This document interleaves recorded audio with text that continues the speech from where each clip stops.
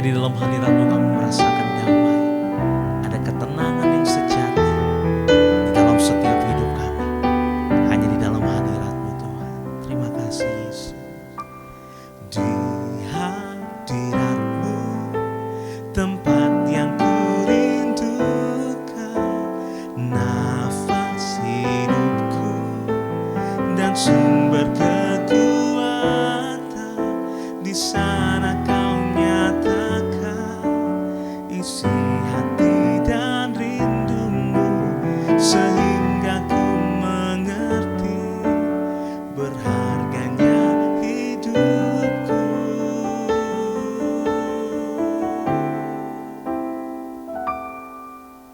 Hadirat-Mu yang membawaku, terima semua janji-Mu, mengubah hidupku menjadi indah.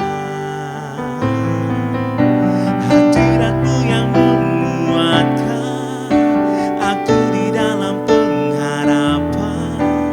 Yesus, untuk selamanya hiduplah dalamku. Di hadirat-Mu tempat yang kurindukan, nafas hidupku dan sumber kekuatan. Di sana Kau nyatakan isi hati dan rindumu, sehingga ku mengerti berharganya hidupku. Hadirat-Mu yang membawaku, terima semua janji-Mu, mengubah hidupku menjadi indah. Hadirat-Mu yang menguatkan aku di dalam pengharapan. Yesus, untuk selamanya hiduplah dalamku. Hadirat-Mu yang membawaku, terima semua janji-Mu, mengubah hidupku menjadi indah. Hadirat-Mu yang menguatkan aku di dalam pengharapan. Yesus, untuk selamanya hiduplah dalamku. Yesus, untuk selamanya hiduplah dalamku. Hiduplah dalamku.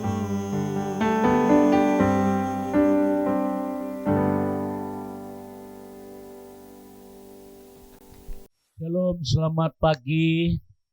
Salam sejahtera bagi Bapak Ibu pagi hari ini. Kembali kita menyiapkan hati kita untuk diberkati oleh kebenaran firman Tuhan sebelum kita melakukan segala aktivitas kita sehari-hari. Mari kita berdoa. Kembali Tuhan, pagi hari ini kami akan menyiapkan hati kami untuk menerima kebenaran firman Tuhan. Di dalam nama Tuhan Yesus kami bersyukur. Haleluya. Amin. Bapak Ibu sedang kasih Tuhan, kita akan bersama-sama membuka Yeremia 18 di dalam ayat yang keempat. Firman Tuhan berkata, apabila bejana yang dibuatnya dari tanah liat itu di tangannya itu rusak, maka tukang peruk itu mengerjakannya kembali menjadi bejana lain menurut apa yang baik pada pemandangannya. Saudara, hari ini saya akan berbicara tentang proses dan pembentukan. Ketika saya ada di Kapadokia, di Turki, saya mampir melihat seorang tukang priuk membuat sebuah bejana dari tanah liat. Dan saya diizinkan untuk membuat itu, saudara. Dan ketika kita buat retak, apakah tanah itu dibuang? Tidak. Tapi tanah itu dibentuk kembali seperti apa yang menjadi keinginan tukang priuk terhadap tanah itu. Melalui pembacaan firman Tuhan hari ini, saya akan berbicara tentang proses dan pembentukan. Bangsa Israel merupakan bangsa yang unik karena bangsa ini adalah umat pilihan Allah. Memang bangsa ini umat pilihan Allah. Mereka sangat diperhatikan oleh Tuhan karena mereka berharga di mata Tuhan. Dan untuk mendapatkan umat yang siap menjadi alat tangan Tuhan, harus diproses.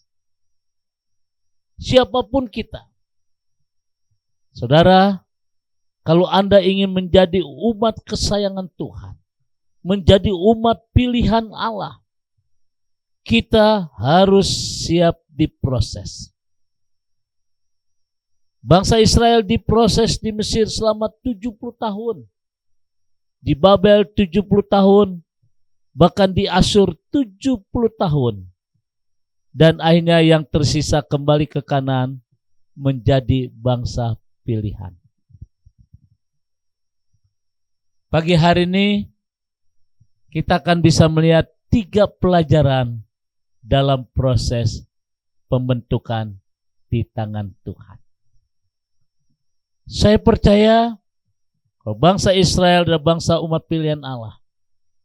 Engkau pun akan dipilih oleh Tuhan. Namun ada 3 proses untuk kembali kita menjadi umat pilihan Allah. Yang pertama adalah pemilihan. Kita ambil satu contoh.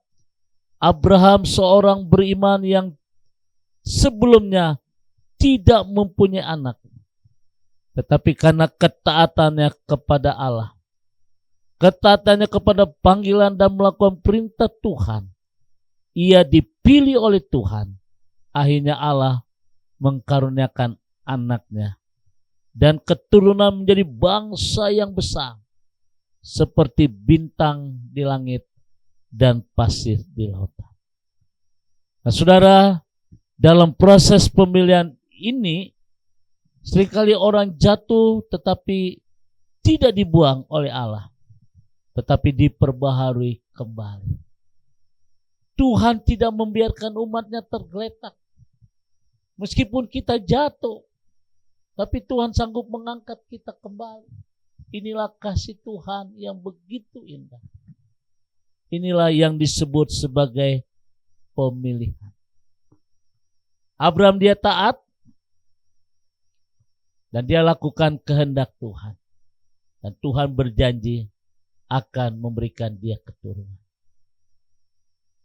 Saudara, apakah Abraham pernah menjalani kesalahan? Ada.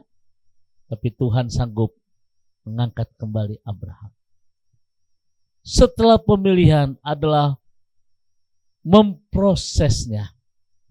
Dipilih misalnya segenggam tanah. Dipilih dulu tanah yang baik ini. Setelah itu mengalami satu pemrosesan. Setelah dipilih kemudian diproses. Ibarat tanah liat dan Allah sang penjuna. Dalam model proses seperti itu, diambil dari tanah, dicampur dengan air, disaring dan akhirnya dibentuk sesuai dengan keinginan sang penjuna. Kalau rusak, dibentuk lagi dan diproses lagi sedemikian hingga berharga. Segenggam tanah liat tidak ada artinya, tidak ada harganya, tetapi ketika diproses, dibentuk oleh sang penjuna, mempunyai nilai yang sangat tinggi. Di dalam kehidupan kita seperti itu. Engkau sudah dipilih oleh Tuhan, tapi satu hal kita langsung diproses oleh Tuhan. Dalam prosesan ini memang gak mudah.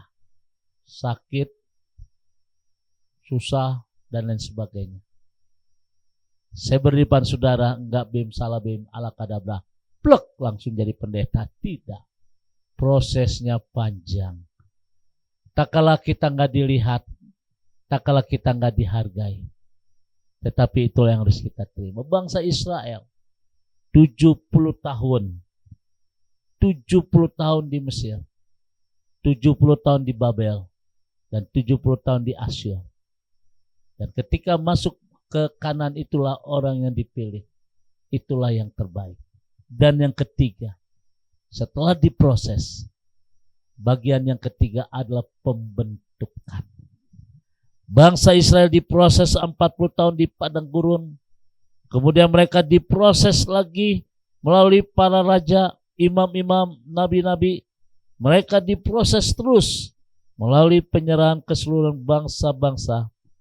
Akhirnya pembentukan terjadi. Bangsa Israel tetap eksis sampai sekarang. Dan mereka memiliki pemerintahan yang sah. Ini prosesnya panjang. Tapi akhirnya bangsa Israel bisa berdiri sampai sekarang ini. Saya tidak promosi, cuma saya kasih tahu. Kembali saya akan membuat satu perjalanan ke Israel. Tanggal, kalau Tuhan izinkan, kita akan berangkat. Jadi Bapak Ibu, tanggal 11, tanggal 12 sampai tanggal 23 November. Saudara, selama 12 hari.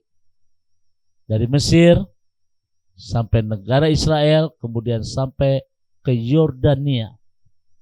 Yordania kita akan ke Petra.